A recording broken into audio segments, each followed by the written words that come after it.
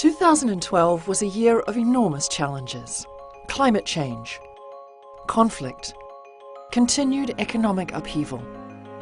UNICEF responded with renewed determination to reach the last child. Equity is at the heart of what we do. To achieve it, we promote health, education, and protection for every child. In 2012, UNICEF remained at the vanguard of the effort to create a generation free of AIDS. When we talk about an AIDS-free generation, I think we really need to address the fact that a new generation free of HIV, free of AIDS, must begin with children.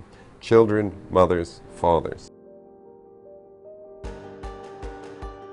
As the world becomes more unpredictable, UNICEF continues to be there wherever we are needed, before, during and after an emergency.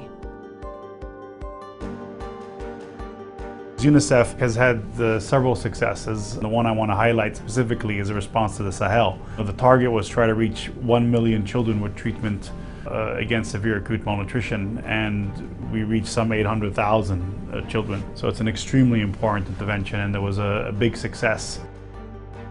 As a result of the conflict in Syria, 5 million people in and outside the country were in dire need of our help.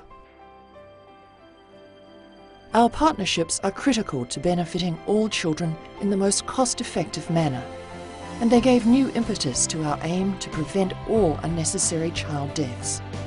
We are all here today with one vision: to make sure every child, everywhere, lives to see his or her 5th birthday, to eliminate preventable child death in a generation.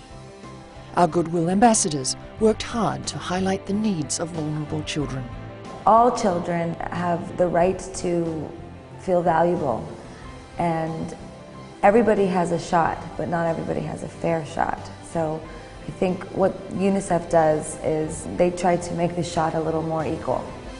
UNICEF works not just at community level, but also at the highest levels of government. And this link between policy making and programming gives us the unique ability to promote equity for every child.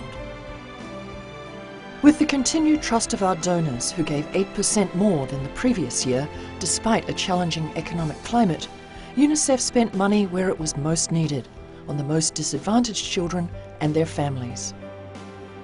We strove to maintain this trust by working harder and being more accountable. We streamlined decision-making and monitored programs more closely. We joined the International Aid Transparency Initiative as part of our commitment to being more open. It was a year of important results for children.